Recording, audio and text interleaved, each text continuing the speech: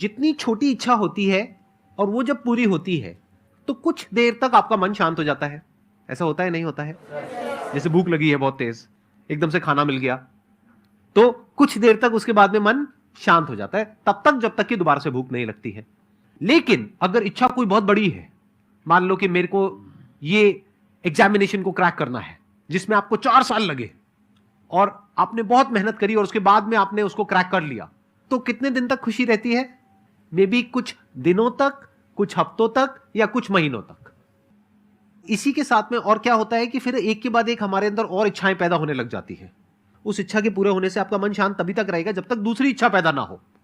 जैसी दूसरी इच्छा पैदा हो गई तो उससे जो खुशी मिल रही थी या जो मन शांत था वो खत्म हो जाएगा।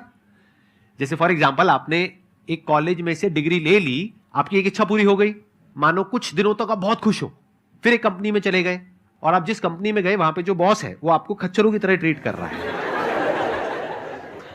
अब आप कह रहे हो मैंने इतनी मेहनत करी, बचपन से मुझे ये सपना दिखाया गया इसके लिए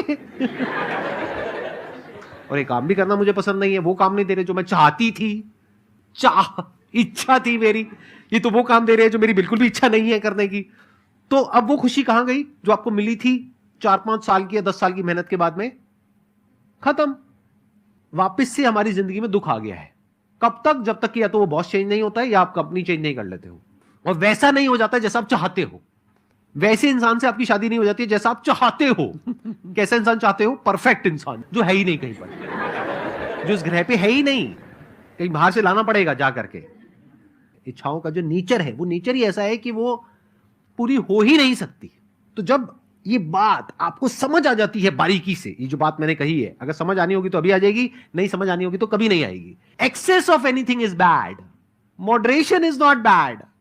मतलब अगर प्यास है तो पानी को छोड़ना नहीं है, ना ज्यादा पानी पीना है। पानी छोड़ दोगे तो मर जाओगे, ज्यादा पानी पियोगे तो भी मर जाओगे। तो क्या करो, जितनी प्यास है उतना पानी पियो। तो इच्छाएं कितनी होनी चाहिए? जितनी हमारी जरूरत है।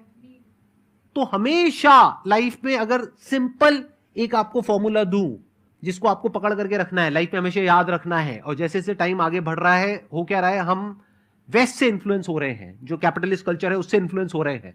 मतलब हम क्या कर रहे हैं? खर्चा कर रहे हैं, उसके लिए हम लोन ले रहे हैं। तो अगर मेरी लाइफ की फिलॉसफी देखी जाए वो बड़ी सिंपल है कि जितना भी आपका खर्चा है वो आपकी कमाई से बहुत कम होना चाहिए, तब आप सुखी रह सकते हो। अगर ये बात आपको अच्छे से समझ आ पा रही है तो आप अपनी इच्छाओं को खुद डिफाइन कर सकते हो। अभी आपकी इच्छाएं कौन डिफाइन कर रहा है?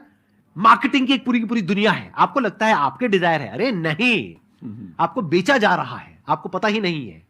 आपकी इच्छाएं आपकी खुद की कहां है? या तो आपके मां बाप की है, या सोसाइटी की है, या ये मार्केटिंग की जो पूरी की पूरी दुनिया है उनकी है। तो आप कहो कि मैं बेवकूफ नहीं बनूंगा या बेवकूफ नहीं बनूंगी, मैं अपनी इच्छाएं खुद डिफाइन करूंगी। किसके अकॉर्डिंग?